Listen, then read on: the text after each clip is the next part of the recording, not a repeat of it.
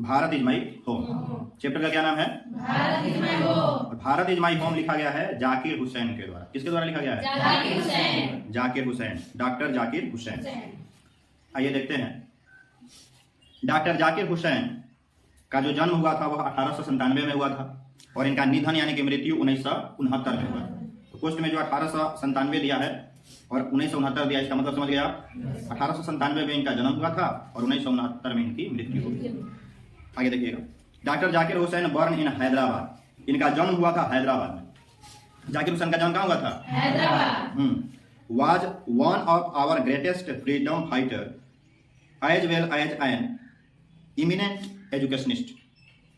ये जो थे डॉक्टर जाकिर हुसैन, जिनका जन्म हैदराबाद में हुआ था, यह एक ग्रेट फ्रीडम फाइटर यानी कि एक महान स्वतंत्रता सेनानी। स्वतंत्रता सेनानी का मतलब कि जो देश की आजादी के लिए जो लड़ते हैं उनको क्या बोला जाता है? स्वतंत्रता सेनानी। तो यह एक महान स्वतंत्रता सेनानी थे। सेनानी के साथ साथ यह एक एमिनेंट एजुकेशनिस्ट यानी कि विख्यात शिक्षाविद भी थे। एमिनेंट का मतलब होता है विख्यात और एजुकेशनिस्ट का मतलब होता है शिक्षाविद। तो यह एक विख्यात शिक्षाविद भी थे। अर्थात कहने का मतलब यह है कि डॉक्टर जाकिर हुसैन का जन्म हैदराबाद में हुआ था और यह एक महान स्वतंत्रता सेनानी के साथ साथ एक बहुत ही विख्यात शिक्षाविद थे। क्लियर है? आगे देखिएगा। Doctor Hussain became the president of India in 1967। Doctor Zakir Hussain Bharat के राष्ट्रपति बने सन 1967 में। 1967 में डॉक्टर जाकिर हुसैन भारत के राष्ट्रपति बने। प्रेसिडेंट का मतलब होता है राष्ट्रपति। प्रेसिडेंट मतलब राष्ट्रपति। तो क्वेश्चन पूछ सकता है आपसे कि डॉक्टर जाकिर हुसैन भारत के राष्ट्रपति कब बने? 1967 में। क्या बात? दिक्कत है? ध्यान दीजिएगा। अर्लियर ही had serviced as the governor of Bihar. और उससे पहले, राष्ट्रपति बनने के ठीक पहले, ये बिहार के राज्यपाल के पद पर कार्यरत थे। राष्ट्रपति बनने से पहले ये बिहार के राज्यपाल थे। गवर्नर का मतलब क्या होता है? राज्यपाल। देखिएगा फिर से। कह रहा है कि doctor Hussain became the president of India in 1967। Earlier ही had served as the governor of Bihar. यानी कि डॉक्टर जाकिर हुसैन राष्ट्रपति बने भारत के 1967 में और उससे पहले वे बिहार के राज्यपाल के पद पर कार्यरत थे। आगे है। Bharat is my home is an extract from the speech he gave in 1967 after taking the oath as president. ये जो आपके सामने चैप्टर दिया गया है भारत इज माई होम, ये लिया गया है जब डॉक्टर जाकिर हुसैन राष्ट्रपति बने तो उन्होंने अपना पहला भाषण जो दिया, पहला स्पीच दिया। राष्ट्रपति जब कोई बनता है तो शपथ ग्रहण होता है ना जी, कि मैं भारत के संविधान के प्रति शपथ लेता हूं, है कि नहीं? तो जब शपथ ग्रहण समारोह हो गया, राष्ट्रपति के पद पर उनका आसीन कर दिया गया, राष्ट्रपति उनका बना दिया गया, तब उन्होंने भाषण दिया। और जो भाषण उन्होंने दिया वही भाषण ये है भारत इज माई होम। अब ये बात समझ में? तो भारत, अब पूछेगा क्वेश्चन कि भारत इज माई होम क्या है, तो आप कहिएगा कि स्पीच है। क्या है? जैसे मंच पर खड़ा होकर के भाषण दिया जाता है ना, उसको क्या बोलते हैं? स्पीच यानी भाषण। उसी तरह का ये है। डॉक्टर जाकिर हुसैन जब राष्ट्रपति बन रहे तो राष्ट्रपति के पद के जब शपथ ग्रहण हो गए तो ये भाषण दिए हैं, वही चीज है ये भारत इज माई होम। आगे देखिएगा। In his first speech as the president of India, राष्ट्रपति बनने के बाद का इनका पहला भाषण है। ठीक, राष्ट्रपति बने, शपथ ग्रहण हो गया इनका, उसके ठीक बाद इन्होंने जो भाषण दिया, पहला भाषण, राष्ट्रपति बनने के बाद पहला भाषण जो था डॉक्टर जाकिर हुसैन का, वही ये है Bharat is my home. Doctor Zakir Hussain pledges himself to the service of the totality of India's culture. Doctor Zakir Hussain शपथ लेते हैं इस बात का कि वे पूर्ण रूप से भारत के संस्कृति की सेवा करेंगे। शपथ लेते हैं। कोई भी जब राष्ट्रपति, प्रधानमंत्री, कोई मंत्री, कोई बनेगा तो शपथ लिया जाता है। तो डॉक्टर जाकिर हुसैन शपथ लेते हैं कि भारत के संस्कृति का वो पूर्ण रूप से, भारतीय सभ्यता संस्कृति का पूर्ण रूप से वो सेवा करेंगे और अच्छा करेंगे। अभी बात समझ में? तो अभी हम क्या, अब यहां से हम पैराग्राफ नंबर 1 देखेंगे भारत इज माई होम का, जो कि डॉक्टर जाकिर हुसैन के द्वारा लिखा गया है। क्या है पैराग्राफ 1? देखिएगा। कह रहे हैं डॉक्टर जाकिर हुसैन अपने स्पीच में, I must confess that I am overwhelmed by the trust my people have placed in me by electing me to the highest office in the land. Zakir Hussain कहते हैं कि आई मस्ट कन्फेस, मैं यह बात स्वीकार करता हूं, अवश्य स्वीकार करता हूं मैं यह बात। कौन कह रहा है? जाकिर हुसैन कहते हैं कि यह बात मैं स्वीकार करता हूं कि मैं बहुत ही खुश हूं, बहुत ही अभिभूत हूं। मेरी जनता ने, मेरे भारत के लोगों ने इस देश के सर्वोच्च पद पर, राष्ट्रपति का जो पद होता है वह भारत का सर्वोच्च पद होता है, सर्वोच्च माने सबसे ऊंचा, सबसे बड़ा। तो डॉक्टर जाकिर हुसैन कहते हैं कि मैं अवश्य स्वीकार करता हूं कि मेरी देश की जनता ने, मेरे लोगों ने इस देश के सर्वोच्च पद के लिए मेरा चुनाव किया है। इसके लिए मैं बहुत ही प्रसन्न हूं, अभिभूत हूं, बहुत ही खुश हूं कि मेरी जनता ने मुझे इस देश के सबसे ऊंचे पद पर चुन करके मुझे पहुंचा दिया है। इसके लिए मैं आभारी हूं जनता का, बहुत ही खुश हूं, अभिभूत हूं। मैं ये बात स्वीकार करता हूं। समझ में आ रहा है जी? आगे कह रहे हैं 2 नंबर पैराग्राफ में कि doctor Radhakrishnan brought to the presidency a mental equipment, a degree of erudition and wealth of experience rarely to be found anywhere. Doctor Zakir Hussain कह रहे हैं अपने स्पीच में कि जो डॉक्टर राधाकृष्णन थे, अब देखिए यहां क्या बात करी।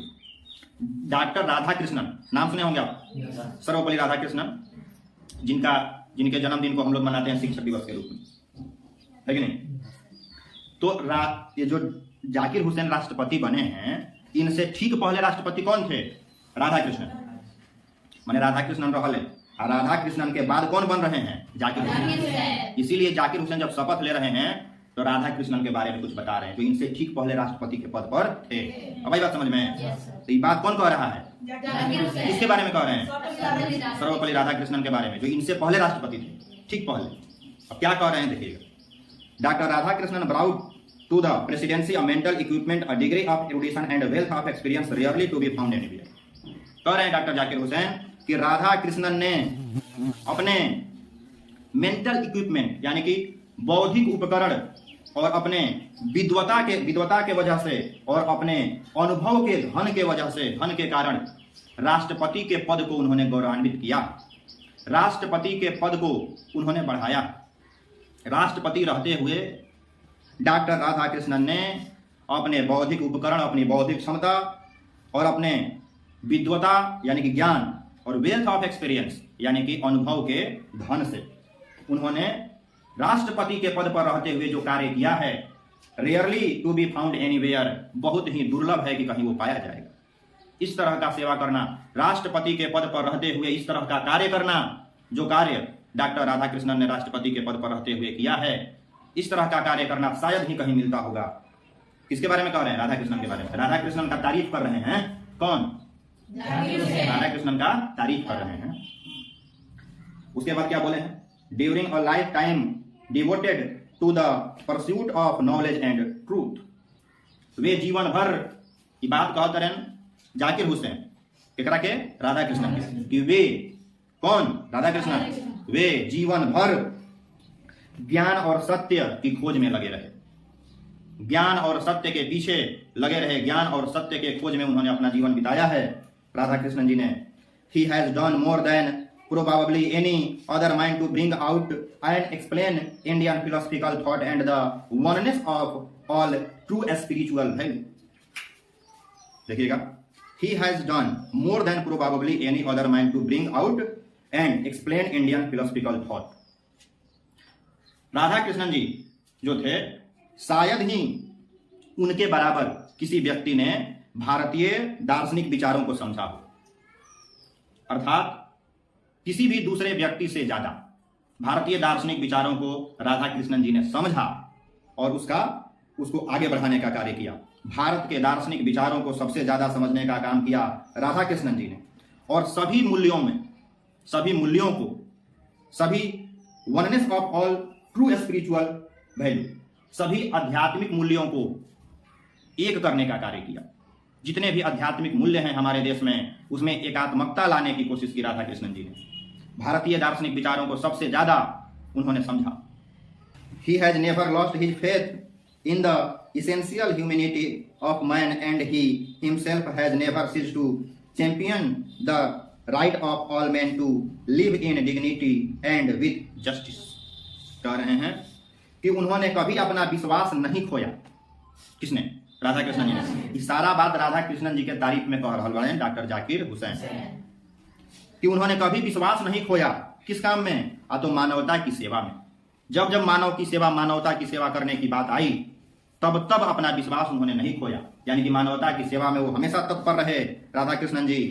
और सभी आदमी को, जितने भी आदमी थे मनुष्य के, सभी मनुष्यों को प्रतिष्ठा और न्याय भरी जिंदगी दिलाने में वो कभी पीछे नहीं रहे। कौन? राधा कृष्ण। मनुष्य प्रतिष्ठा से जिए, मनुष्य के साथ न्याय हो, इस कार्य में वे कभी पीछे नहीं रहे। फिर से इस पैराग्राफ को देखिएगा थोड़ा एक बार आप लोग। डॉक्टर जाकिर हुसैन कहते हैं कि doctor Radhakrishnan brought to the presidency a mental equipment, a degree of erudition and wealth of experience rarely to be found anywhere. Radhakrishnan ji ने राष्ट्रपति रहते हुए जो अपने बौद्धिक क्षमता का प्रयोग किया, अपने ज्ञान और विद्वता का जो प्रयोग किया, और अपने अनुभव के धन से जो उन्होंने कार्य किया है राष्ट्रपति के पद पर रहते हुए, वे शायद ही कहीं मिलता। During a lifetime devoted to the pursuit of knowledge and truth, वे हमेशा सत्य और ज्ञान के खोज में लगे रहे। He has done more than probably any other man to bring out and explain Indian philosophical thought. किसी भी व्यक्ति से ज्यादा उन्होंने भारतीय दार्शनिक विचारों को समझा, किसी भी अन्य व्यक्ति से ज्यादा उन्होंने भारत के दार्शनिक विचारों को समझा और उसे एक्सप्लेन किया, समझाया। And the oneness of all true spiritual value, और आध्यात्मिक मूल्यों में, भारत के सभी आध्यात्मिक मूल्यों में एकात्मकता लाने की कोशिश की। He has never lost his faith in the essential humanity of man. उन्होंने मानवता की सेवा में कभी भी अपना विश्वास नहीं खोया, कभी भी पीछे नहीं रहे। And he himself has never ceased to champion the right of all men to live in dignity and with justice. और मानव को एक प्रतिष्ठा भरी और न्याय भरी जिंदगी दिलाने में वे कभी भी अपने आप को पीछे नहीं रखे, हमेशा आगे बढ़ चढ़ करके उन्होंने कार्य किया। आगे हम देखते हैं paragraph number 3। I can only assure you that I inter this office in a spirit of prayerful humility and total dedication. कह रहे हैं डॉक्टर जाकिर हुसैन कि मैं इस पद को संभाल रहा हूं, मैं इस ऑफिस में प्रवेश कर रहा हूं, इस पद को संभाल रहा हूं, और मैं आप लोगों को विश्वास दिला सकता हूं कि मैं पूर्ण समर्पण के साथ और टोटल ह्यूमिलिटी यानी कि पूर्ण विनम्रता के साथ और मानवता के साथ मैं इस पद को संभाल रहा हूं। ठीक है, मैं आप लोगों को विश्वास दिलाता हूं कि मैं राष्ट्रपति के पद को संभाल रहा हूं, राष्ट्रपति के ऑफिस में आज प्रवेश कर रहा हूं, और मैं आपको विश्वास दिलाता हूं कि पूर्ण समर्पण की भावना मेरे अंदर रहेगी और विनम्रता की भाव मेरे अंदर रहेगा। पूरे विनम्रता और पूरे समर्पण के साथ मैं इस पद को ग्रहण कर रहा हूं, मैं आपको विश्वास दिलाता हूं। I have just taken the oath of loyalty to the constitution of India. मैंने अभी अभी भारत के संविधान के प्रति शपथ ली है, मैंने भारत के संविधान के प्रति निष्ठा की शपथ ली है कि मैं हमेशा भारत के संविधान के प्रति, भारतीय संस्कृति के प्रति मैं हमेशा निष्ठावान रहूंगा। इस बात की मैंने अभी अभी शपथ ली है। इट इज द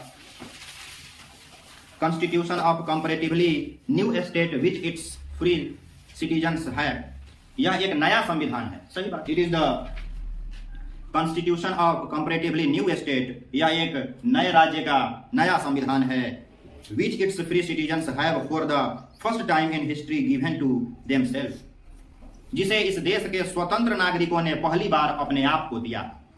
यह एक नया संविधान है, भारत का जो संविधान है वह एक नया संविधान है, एक नए राज्य का नया संविधान है, जिसे इतिहास में पहली बार इस देश के स्वतंत्र नागरिकों ने अपने आप को दिया है, अपने आप को प्रदान किया है। It is the young state of N ancient people. वाह क्या बात कह रहे हैं कि भारत जो है पुराने लोगों का एक नया राज्य है, यह प्राचीन लोगों का एक नया राज्य है। Who through the long millennia and through cooperation of diverse ethic elements, जिन्होंने हजारों हजार वर्षों से, बहुत लॉन्ग समय से और आपस में सहयोग करके और कई तरह के प्रजातीय तत्वों को मिला करके इसका निर्माण किया गया है, इस संविधान का। इसको थोड़ा ढंग से समझिए। कह रहे हैं डॉक्टर जाकिर हुसैन कि भारत की जो संस्कृति है वह बहुत प्राचीन संस्कृति है, आप पढ़ चुके हैं गांधी जी वाले चैप्टर में। और यह जो संविधान है यह उन प्राचीन लोगों का नया संविधान है, जिसे भारत के लोगों ने कई जातीय तत्वों को मिला करके, कई संस्कृतियों को मिला करके, भारत में बहुत सारे धर्म, बहुत सारी जातियां रहती हैं, सबको मिला करके इस संविधान का निर्माण किया गया है, इस नए संविधान को बनाया गया है। और बहुत संघर्ष से, बहुत एक दूसरे के सहयोग से, बहुत लंबे समय से इसकी जरूरत थी और तब जाकर के यह संविधान तैयार हुआ है। Have striven to realise themself absolute value in their own peculiar way. बहुत कड़ी मेहनत के बाद और बहुत ही अजीबो गरीब और खास तरीके से बहुत मेहनत करने के बाद इस मूल्य का निर्धारण हुआ है।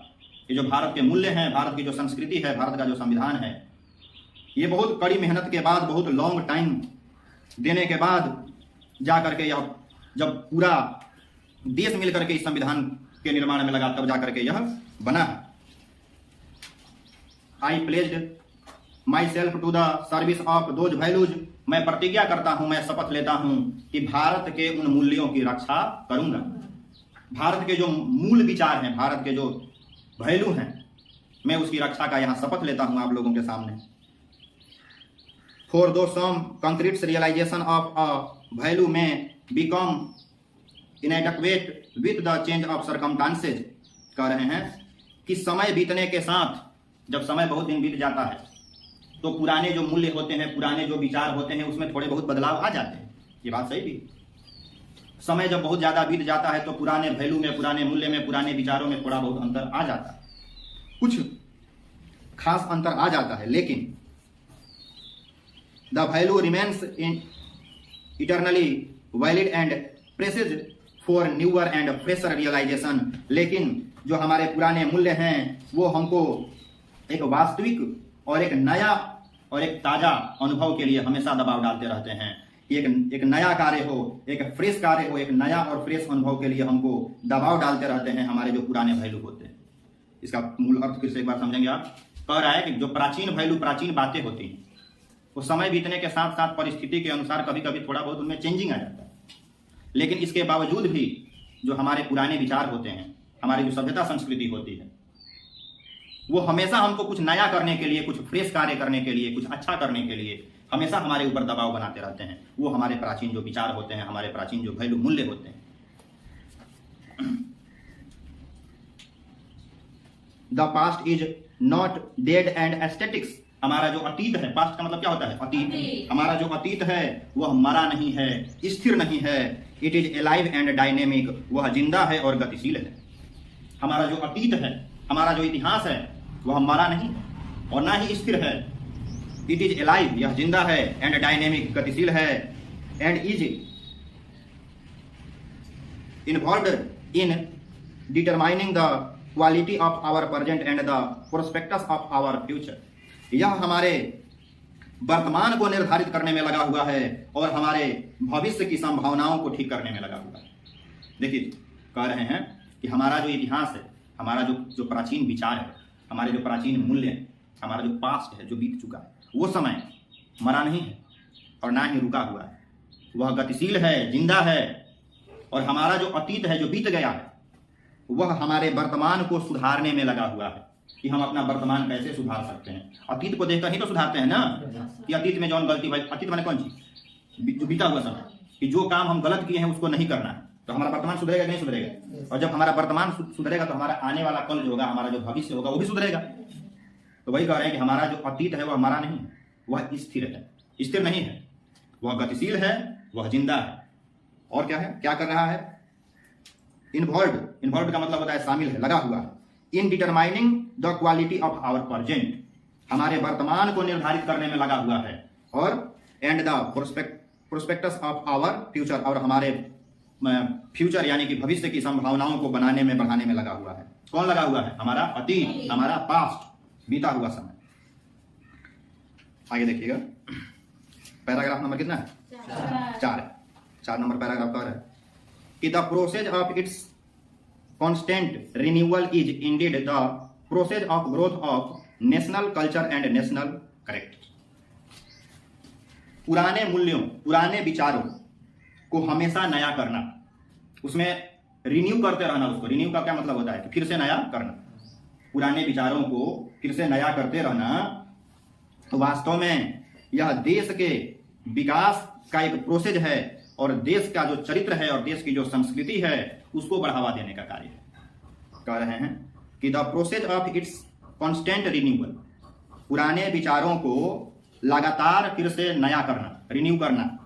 इंडीड, वास्तव में, the process of growth of national culture, यह एक प्रक्रिया है नेशनल कल्चर को बढ़ाने का, यानी कि राष्ट्रीय संस्कृति और राष्ट्रीय चरित्र, national culture and national character, राष्ट्रीय संस्कृति और राष्ट्रीय चरित्र को बढ़ाने का, ग्रोथ करने का, विकसित करने का यह एक प्रक्रिया है। पुराने विचारों को नया करते रहना, समझ रहे हैं, लगातार उसमें कुछ ना कुछ रिन्यू करते रहना, राष्ट्रीय चरित्र को और राष्ट्रीय संस्कृति के विकास की एक प्रक्रिया है।